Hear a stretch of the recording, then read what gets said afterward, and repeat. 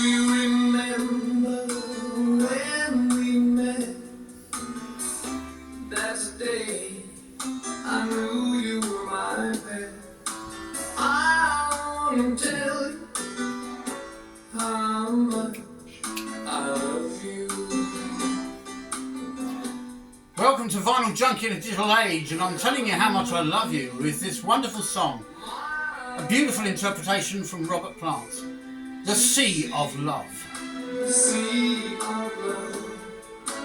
I wanna tell you just how much I love you. How much do I love you? Well, I love you loads. When you subscribe, when you view my videos, put up with my waffle, listen to my rubbish that I talk. Anyway, today we're going to talk about Robert Plant. And usually I wouldn't go near a box set because I think they're overblown. They often add on lots of extra tracks that the artist never really wanted you to hear, otherwise why didn't they put them on the album in the first place?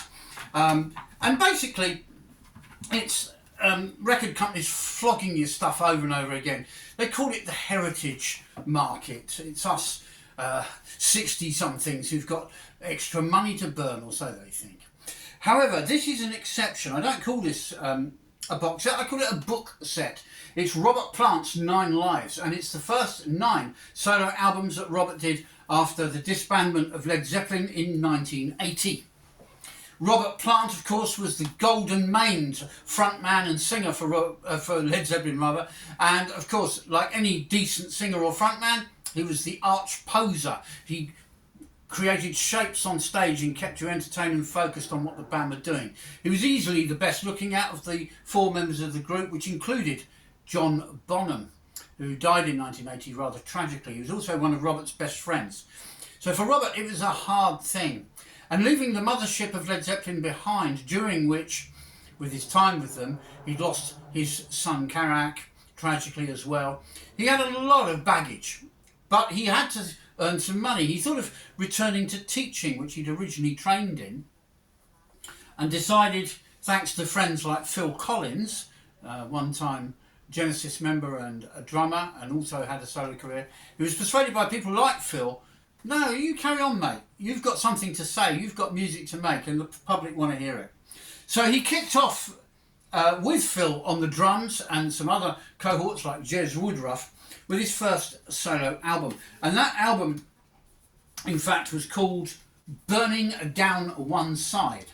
And the album, really, to me, to sum it up as an album, is a bit like a decaffeinated Zepp. On this record, you've got some marvellous stuff. Burning Down One Side definitely sounds like Led Zeppelin with a little bit left out. Moonlight in Samosa goes a lot more mellow. Pledge Pin has a rockabilly lean to it. This album was recorded at Rockfield Studios, so maybe that's why. Slow Dancer, which we're going to sample, is a slow, moody, Eastern themed piece. Again, it's like a decaffeinated Led Zeppelin's cut, and I absolutely love it. So we're going to put that one on now, and then I'll tell you what the rest of the stuff on the album is.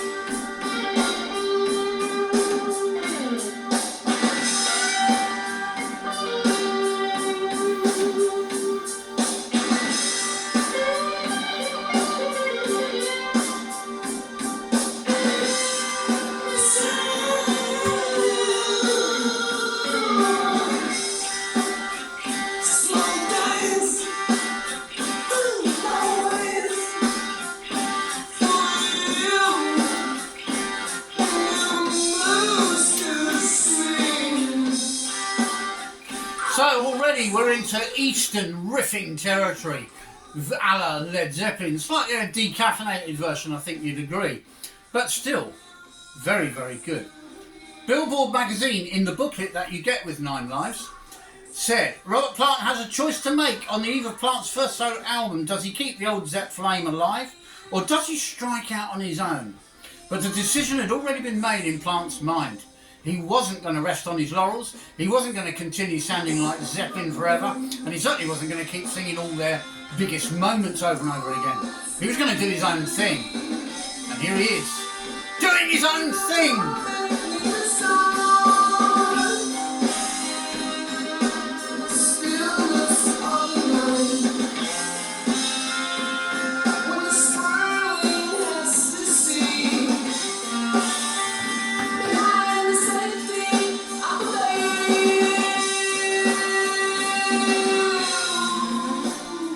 as you can hear, his voice is as astonishing as it ever was. With his ooh. And those of you out there, maybe not you, maybe others, who kept saying Plant was a one-trick pony, he could only sing Baby, Baby, Baby over and over again. These 9 albums tell you a different story. Now, that album, Pictures at 11, came out in 1982. And before he went out touring with his band, he had to make another album to satisfy himself that he had something to play to you and to offer on the live setting. He didn't want to forever rely on past glories from Led Zeppelin. And that's when he released this one, The Principle of Moments, a technical sounding title with a rather kind of clinical looking sleeve design. I remember going to a record shop in St Albans, which is no longer there. There's now another record shop in St Albans called Empire Records, my favourite record shop in the whole wide world, that one. And the shop I went to, as I say, isn't there. And I went in and I picked the album from the racks, which wasn't hard to do because it was brand new out, so there were a few copies and they were promoting it. And I took it up to the till, and I think it was something like $5.99 in 1983. That's when I bought the album, that's when it came out. And the lady, a bit older than me, she looked at me and she said, "Oh, you're not one of them people who just buys whatever's in the chart then?" And I went, "No." And I could see she was really impressed. It was a moment, in retrospect, I should have seized, but I didn't. There you go. Life's full of regrets, isn't it? But if we didn't have those, we wouldn't be who we are now. So there we are.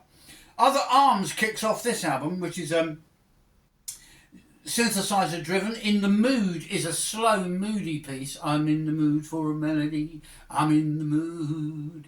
Yeah, he sings reflectively. Messing with the Mekon is track 3, the one we're going to sample. And that really sums up the sound of this album. It's more technically adventurous than the last album. The sound, arguably, this by now is a little bit on the dated side. Maybe you could argue. But I think it's a great sound, and I loved it then, and I love it now. This is Messing with the Mekon.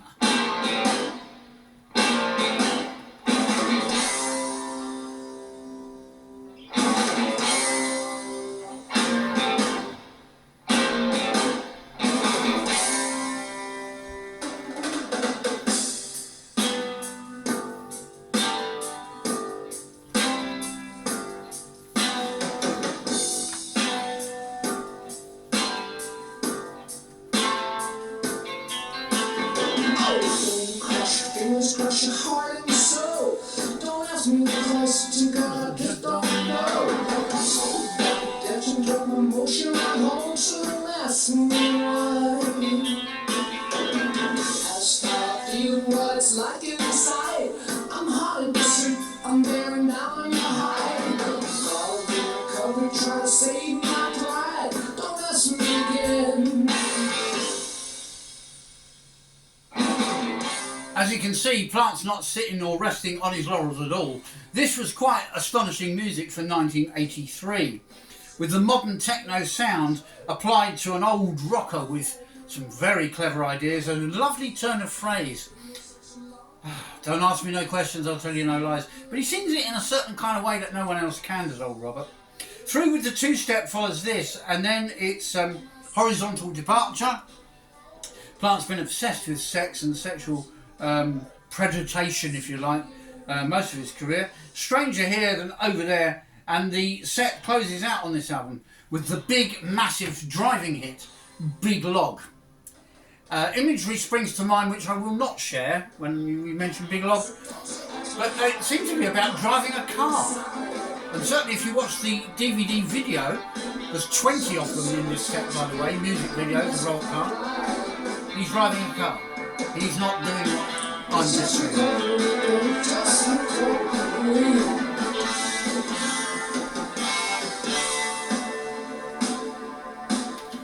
So, a very progressive sound there from Robert Plant on The Principle of Moments. He took a break from writing original material and teamed up with some musicians to form The Honey Drippers, was his next outing. And the track we played at the beginning, Sea of Love, came from, I hesitate to call it an album, it was basically a 10-inch EP. And I'll tell you what it had on it. It had Let's have a look in here, in our trusty book. Oh yeah, so let's move on. There we are, Honey Drippers, there they are. It had I Get a Thrill, Sea of Love, which we played at the beginning, where I declared my love for you all. I Got a Woman, Young Boy Blues, Rockin' at Midnight. And I'm going to go with that track because Planty was obsessed with the old Atlantic record label run by Ermot Eguert, or whatever his name was. He had a funny name, Ergen Emuet, something like that.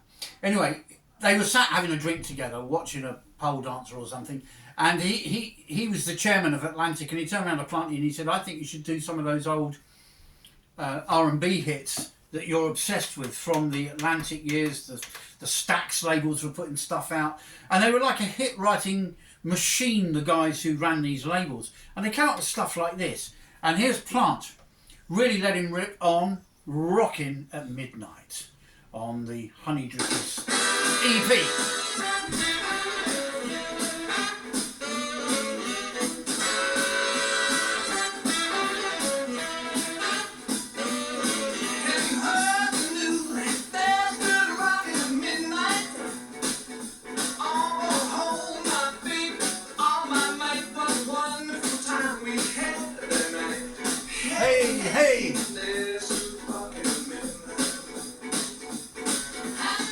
So very much a swing style on that, and years later he was to team up with Jules Holland, of course, on Later with Jules, to do stuff like this live in a studio.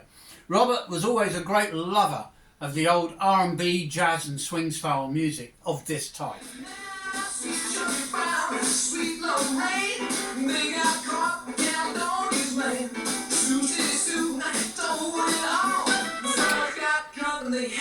The ball. Well, I can tell you here at the Vinyl Junkies in the Digital Age, here in my studio flat where I record all these videos for you, we've had some good rocking at midnight many times in this very room, and to music like that. The next album was called Shaken and Stirred, and here the critics really lay into Robert. With the principle of moments, he started to move sonically forward with the technology of the 80s. Arguably the sound is very dated now, but it's of its time. And everybody else was doing the same. Slade were producing albums that barely bore any relation to the original sound of Slade. The Quo were experimenting with synthesizers. Just about everybody was. Even ZZ Top on their Illuminator album were using a synthesizer heavily on the track Legs, and from it created a fantastic dance groove. And Robert was keen not to become stale. He didn't want to stand still and be repetitive. He wanted to keep striding forward with new ideas and new elements. Well, Shaken and Stirred, according to our lavish booklet that we get with this set, tells us that this was the last collaboration he had with Robbie Blunt on guitars, and all the other guys, Phil Collins, Richie Hayward, formerly of Little Feat, on the drums was on this, came in on this, and he got rid of the old band and brought in the new. So he said of the Little Feat drummer, Richie Hayward, he was brought in to add his feel on an interesting project, says Plants. And interesting is an understatement. This is an album both musically innovative and yet of its time. It's a weird one. I remember buying it and not really being sure if I liked it or not. We start off with a very uninspiring track called Hip to Who. Callaloo follows that, and that's the one that's grown on me the most. Too Loud ain't bad. Trouble in Money ain't bad. Pink and Black is excellent. It's an R&B kind of Gene Vincent-y style thing with echoey reverb vocals on it. Little by Little is excellent. Do we? Well, I wasn't sure about that. Easily Led and Sixes and Sevens, which is absolutely brilliant. I'm torn between Sixes and Sevens and Callaloo.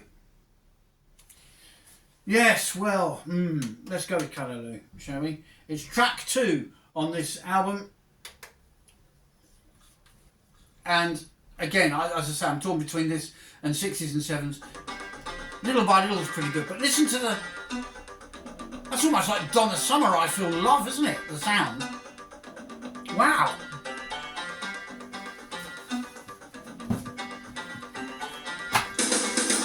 There's the Honey Dribbers. This is what we're playing.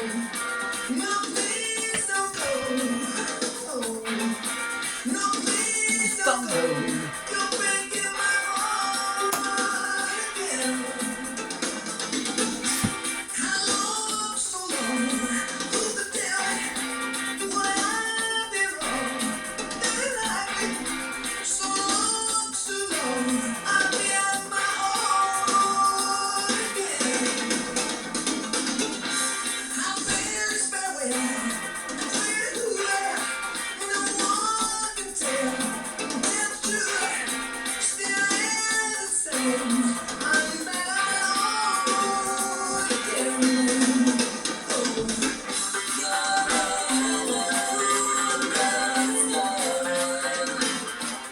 Some real dated backing vocals, but listen to the guitar sound.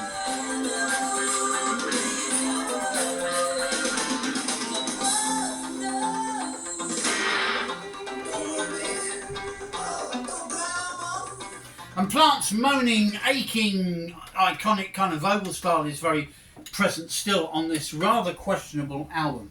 So, out of the albums we've played so far, certainly the first one, Pictures at 11, released in 1982, was fantastic. The Principle of Moments, released in 83, built on that. The Honey Drippers was a sidestep, do something a bit different. I bought it and I loved it. And I loved it because it was just different. It was Planty just having some fun, really. So I thought that was okay. And then I bought the one we've been playing here, this album, which is the... I've forgotten what it's called now. That's a bit stupid, isn't it? Right, the Shaken and Stirred album. That, to me, was an oddity. I wasn't sure what I thought of it. I wasn't amazingly impressed with it, to be honest with you.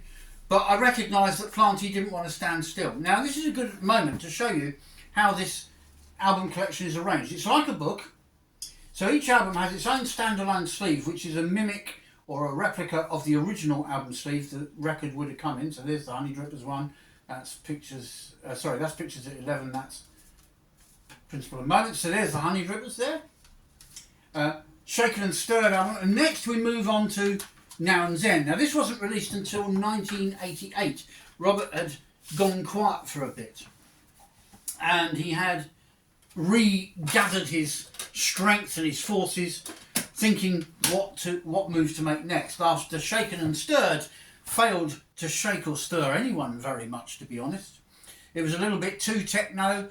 The critics were saying that it had a great sound but no real good songs.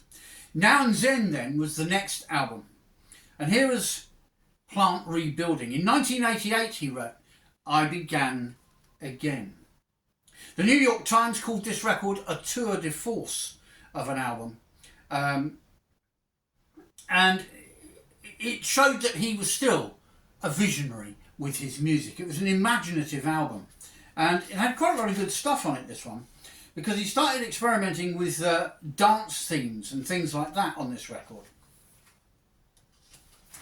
But the track that I love the best, and it's my wife's favourite, is called Heaven Knows. This epitomises the album with its youthful, crisp precision, the sparse, cool synthesizers, the command and variation of pace, and a newfound lyrical clarity showed that Plant's singing was as passionate and strong as ever. Heaven knows. Right, so let's play that cut, and it happens to be the first one on the album, which is very useful. I love it when it's the first one on the album because I haven't got to search for it. Ha ha, lazy bones. So here we go, Heaven Knows from Robert Plant from his Now and Then album from 1988.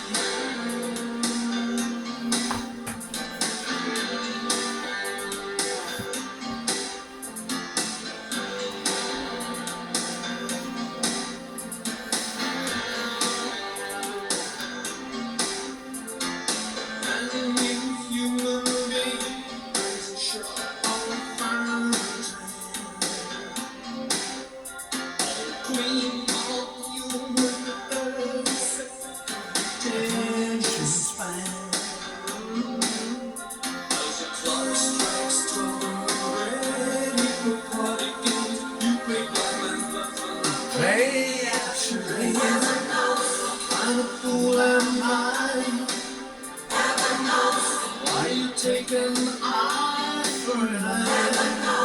What comes over me? You were pumping iron, this arm is pumping irony. You were pumping iron while I was pumping irony. The mind boggles. Heaven knows, one of my wife's favourite tracks. The other favourite she has from this record is a track called Ship of Fools, and I'm going to do a bit of that as well, just to spoil you, because I think you deserve to be spoiled. You know, Ship of Fools. We'll have a bit of that. My wife loves these two tracks, Heaven Knows and Ship of Fools.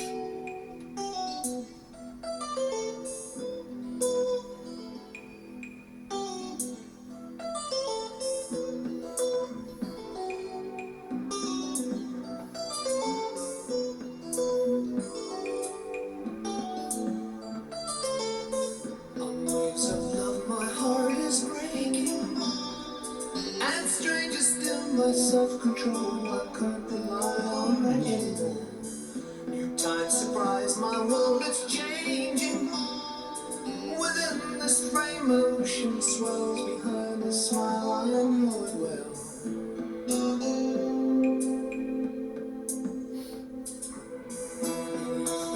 Thunder moon, I'm waiting.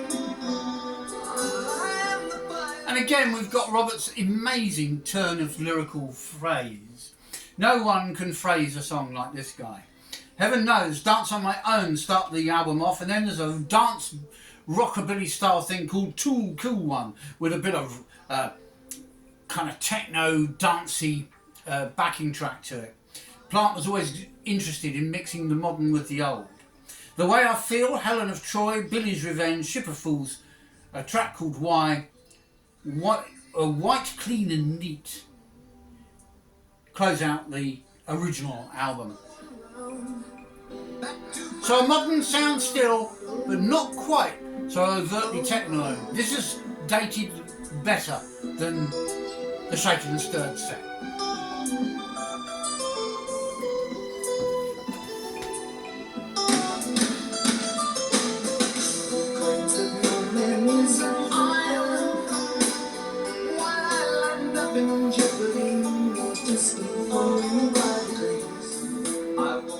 I suppose one of the things, apart from his voice, which I think is sublime, Plant is never short of something to say. He's never short of words, as you can hear.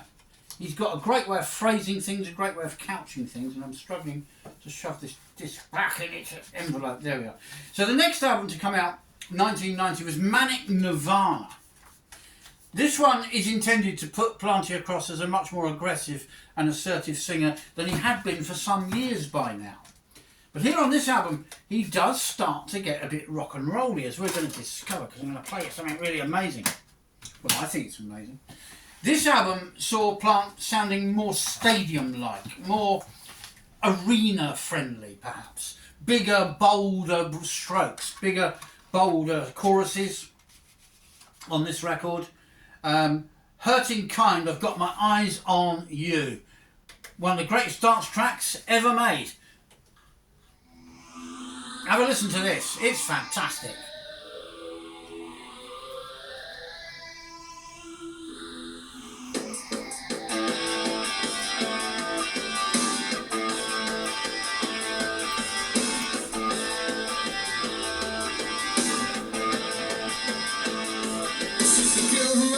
She's the girl in my mind. She's playing me for a fool, cause she's a hurting kind.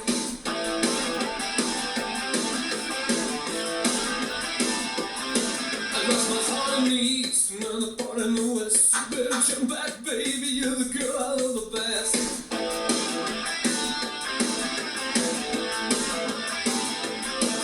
Going out the wind, there's nothing I won't do. I'm coming up real fast, I got my eyes on you.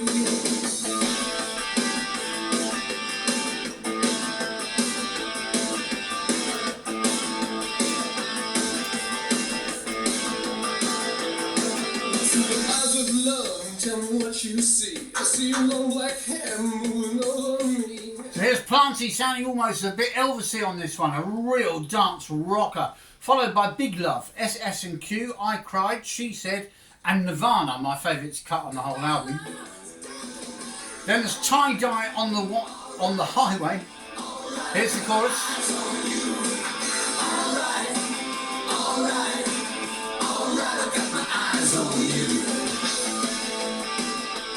Yeah, Hurt and Kind, love it. Nirvana's my favourite track on the whole record. I haven't got time for that today. Tied on the Highway, as I said. Your Ma said you cried in your sleep last night. Anniversary Waltz, Liar's Dance, and Watching You close out the album. The whole album is a much more bolder, much more confident Plant. The swagger in this record. Let's talk about love. Let's talk about love. Let's talk about love. I got my eyes on you. Alright, I got my eyes on you. Let's talk about it. Don't blame me. Oh, I hurt you. Don't blame me.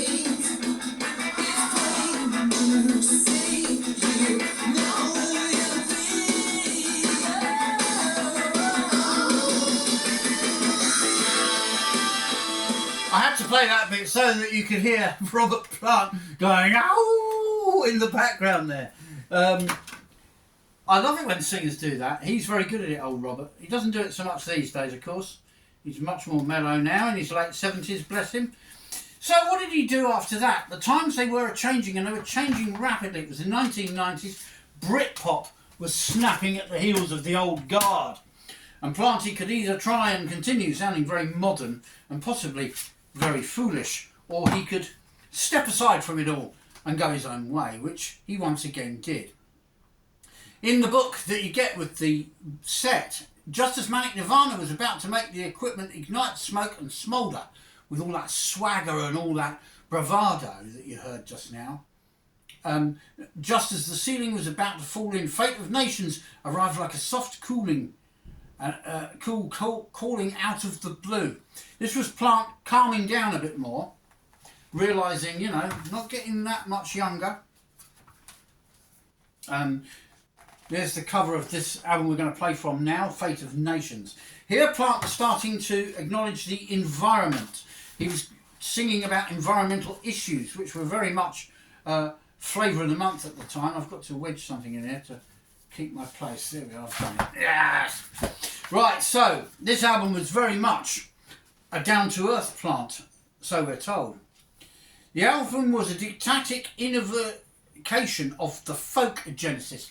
Plant always had a folky side to him. He was always enamoured with the likes of Fairport Convention, for example, and on one Zepp track, famously, Sandy Denon added a vocal. And this had run quietly beneath a lot of Zeppelin's music, as well as more lyrical stuff and mystical stuff. So Plant encompassed all of that on this album, The Fate of Nations. It's an album, as you saw from the cover of the record, it had a picture of the world dripping as it was being destroyed by overheating. Global warming was very much the theme of the 90s. The album tracks start off with Calling to You, Down to the Sea, Come Into My Life, which is a bit of a love song, I Believe. 29 Palms was a big hit, and there is a video to go with that amongst the 20 videos you get with this. 29 Palms, very much a driving song. The Memory Song, a cover of Tim Hardin's If I Were a Carpenter, a masterstroke I thought at the time. And he does a lovely rendition of it, like he does with Sea of Love. Promised Land, The Greatest Gift, Great Spirit and Network News. Those being mainly propaganda songs about the oil business and the evils of the riches that came for it. It's very hard to know what to play from this one because there isn't a bad cut on it. It's the best album so far, in my view. So I think what we'll do, we'll go with the obvious choice for this one. We'll go with the big hit because it's so irresistible. The way it's sung, the way it's played, everything about this cut is just so irresistible. It's called 29 Palms. Imagine yourself in a nice big American car driving across the desert, listening to the radio. And that is what you get.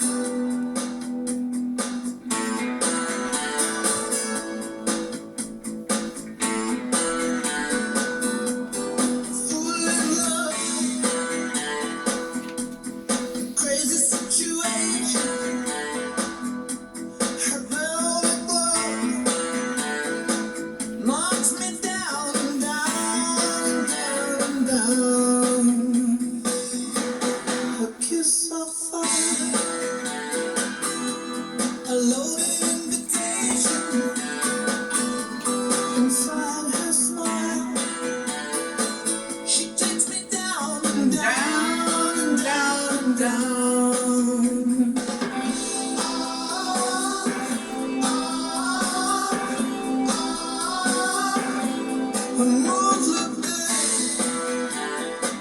Impeccable musicianship, great lyrics, a wonderful voice.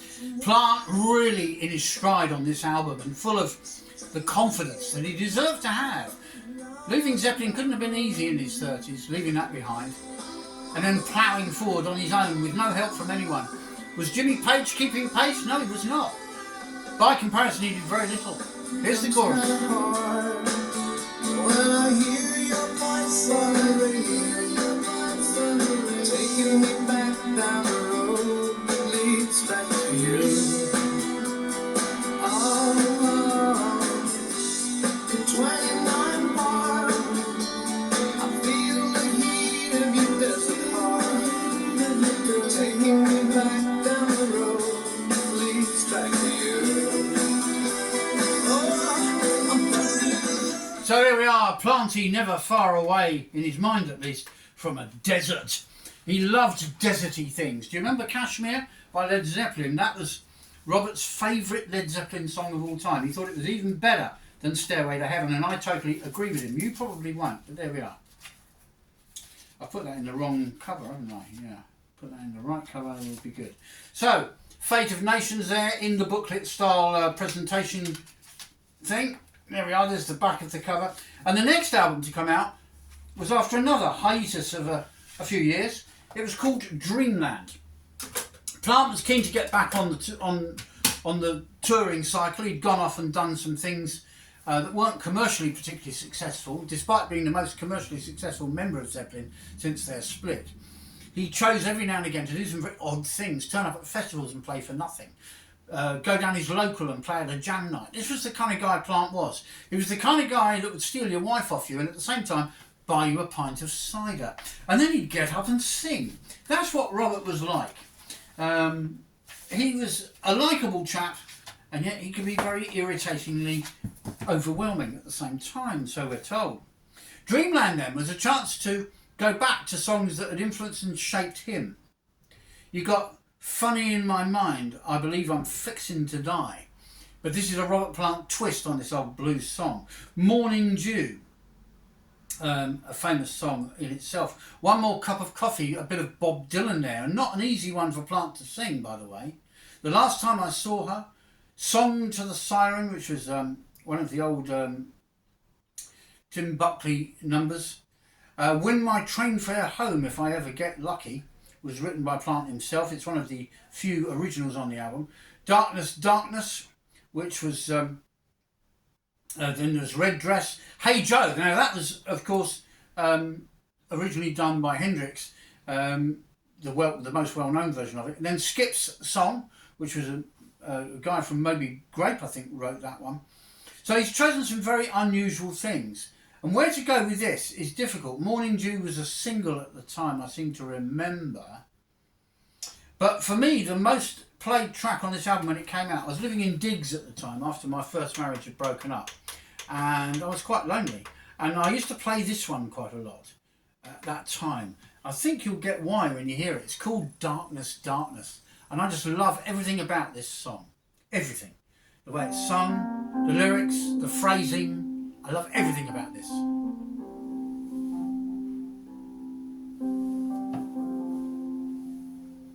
And it's reflected in the lyrics, but when I listened to this song, it was like a comfort blanket for me. Darkness, darkness, be my pillow. Be my pillow. Take my head and let me sleep in the coolness of your shadow, in the silence of your dream.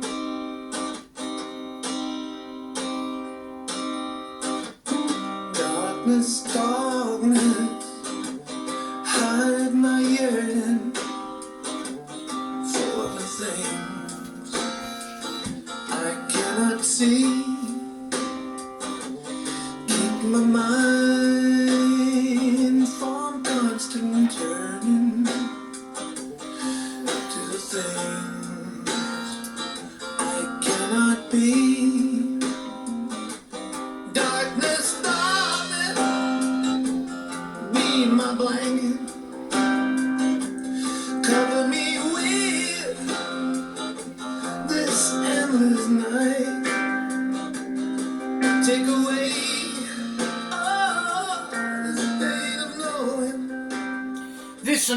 You were the most thought-provoking, and of course the whole album oozed class.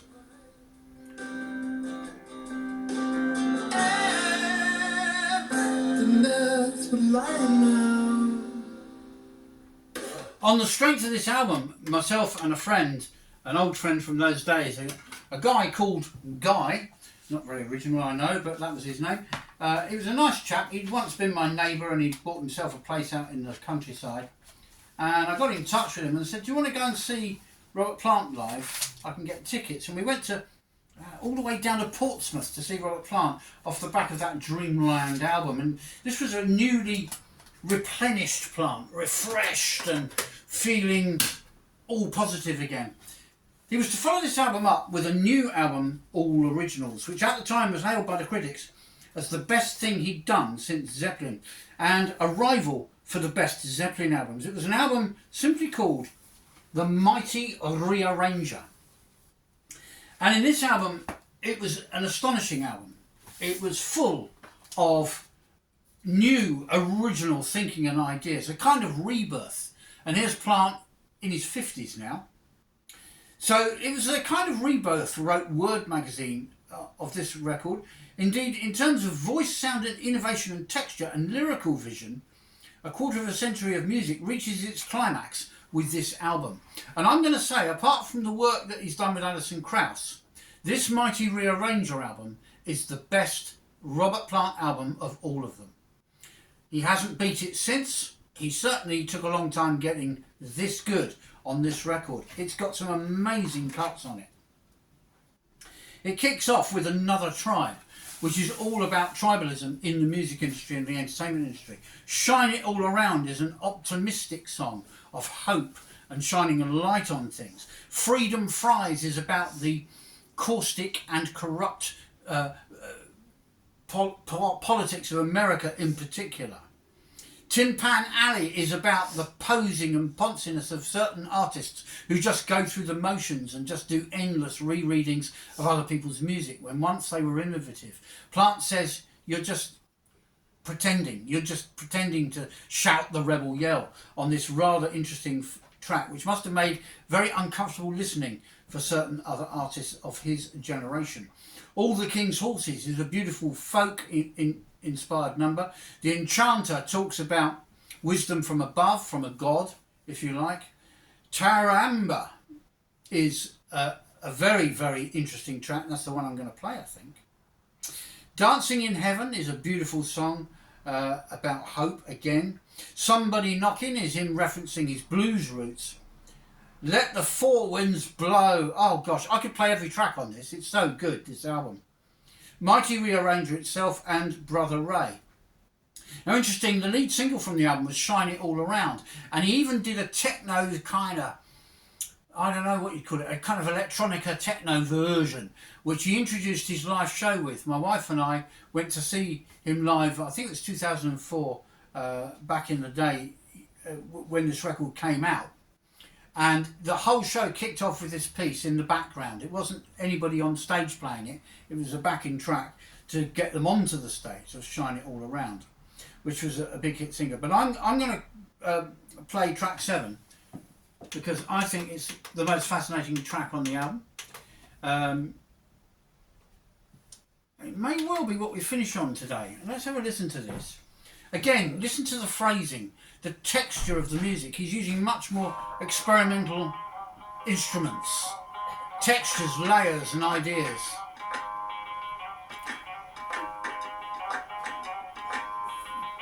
Old folk and different things meet modern technology here.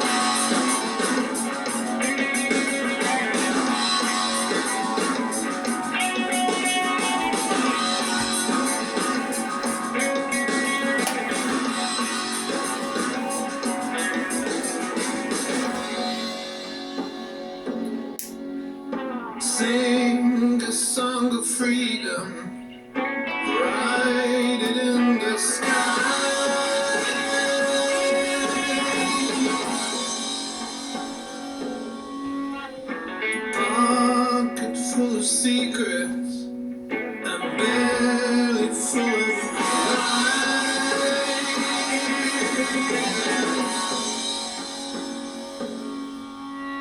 fiction to believe in.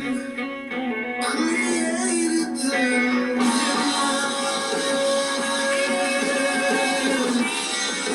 Tricks of me, slide them. Hula hula, promised land. Rhyme and reason, smoke and fire.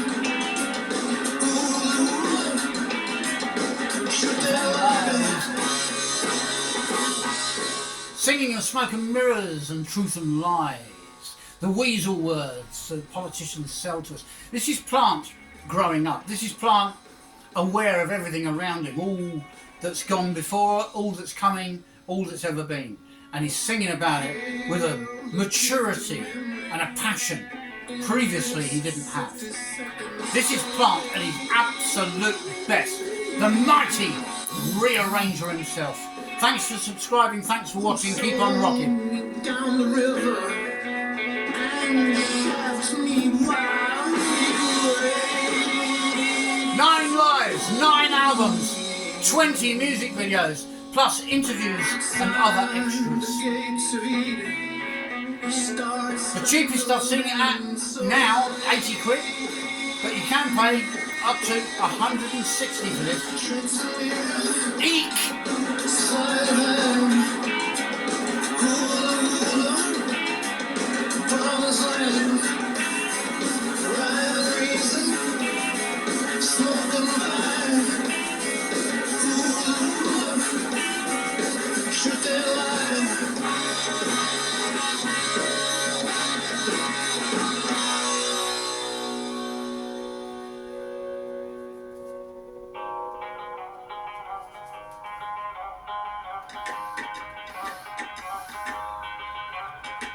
That's the videos on that DVD disc at the end.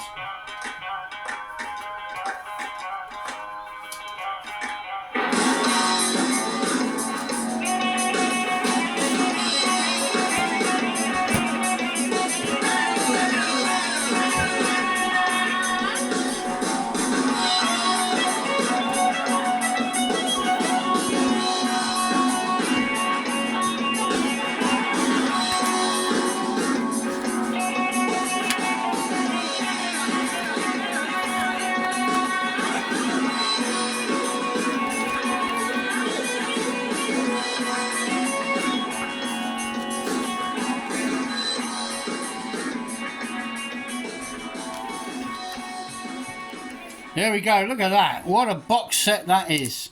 Well, I call it a book set. Anyway, that's all for now.